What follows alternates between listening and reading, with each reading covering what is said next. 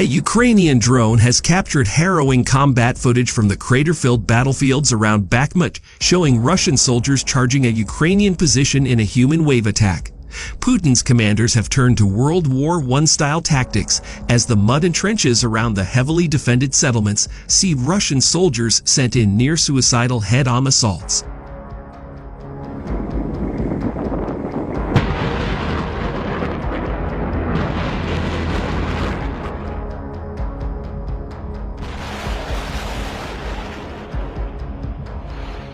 Russian forces have made multiple assaults on Bakhmut, with the battle descending into a meat grinder amid heavy casualties for both sides. Mercenary fighters from Wagner are heavily present among the Russian units looking to make gains against well-entrenched Ukrainian troops.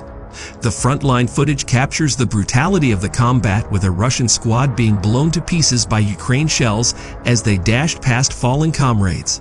Bakhmut itself has become a ghost town of bombed-out buildings and deserted streets.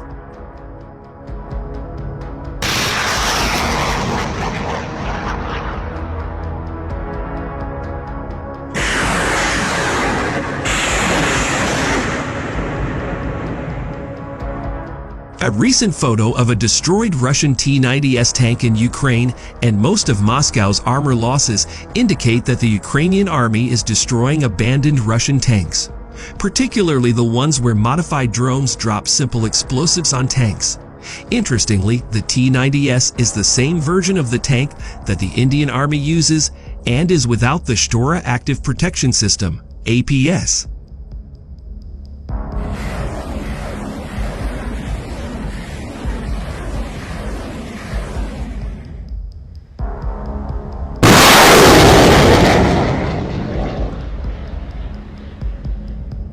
Baduri pointed out the multiple videos of modified drones used by Ukraine dropping explosives on Russian tanks as stage. Most videos of quadcopters dropping bombs on tanks are when tanks are abandoned, Baduri said. He concludes this because the hatches are open, and no crew is seen escaping when an explosive falls in. Which crew would ride around in their tank during combat with the hatches open?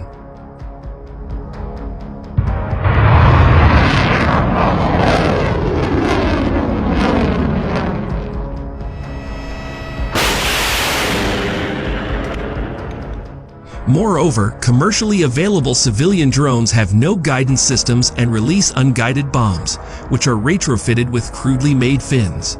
Dropping these accurately through the small hatch in a moving tank is impossible, especially from a height. And if a drone or quadcopter does come close, the tank crew can shoot it down with small arms. Neither are the small bombs alone capable of destroying a 50-ton-plus tank.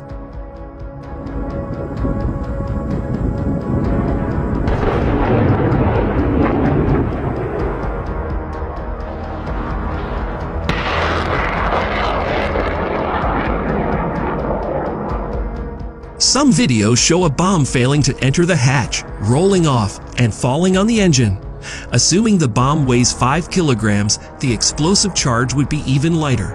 As for the crew escaping, it is an old tactic, especially during this war, where the majority of its tanks, armored vehicles, and trucks since the beginning have been noted to be abandoned.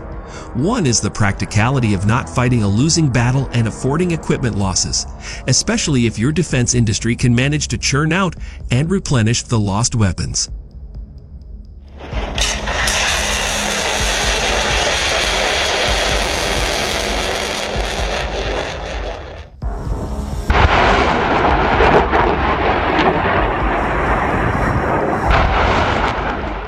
On the other hand, Ukraine now has no functioning defense industry and is virtually fighting only on Western arms, concurrent with the stated Russian goal to demilitarize it. The second purpose was revealed by President Vladimir Putin on March 8 last year, where he particularly emphasized that conscripted soldiers will not be used in the war, but only professional soldiers fulfilling fixed objectives.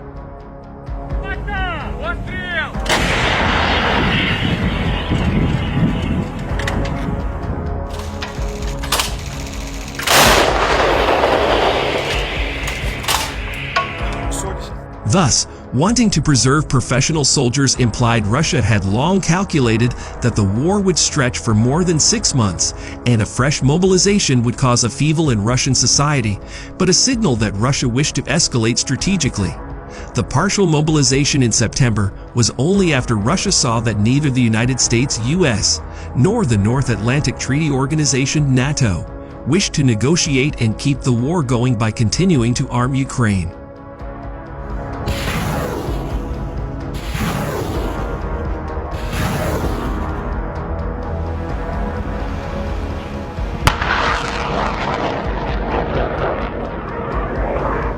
The conscripts were intended to hold the rears to prevent Ukrainian ingresses from breaking through, while the front lines manned by the professional military took the remaining areas. It also came when Putin's domestic ratings and approval were at their highest. The Russian economy was observed mainly to be resilient, as the sanctions failed to cripple it completely. It is a different matter that Putin himself later admitted several problems with the rapid and hasty mobilization of 300,000 reservists and volunteers.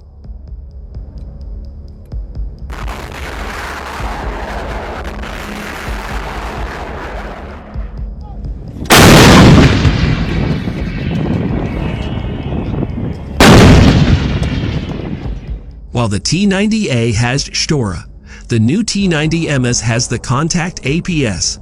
Possibly to save expenses, the Indian government did not take the Shtora. The APS is a key system that can protect a tank from incoming projectiles. The upgraded engine caters to any weight it adds to the tank. An adversary will have to fire multiple rounds or anti-tank rocket-propelled grenades RPG to hit it by overwhelming the APS, thereby reducing the first round hit probability.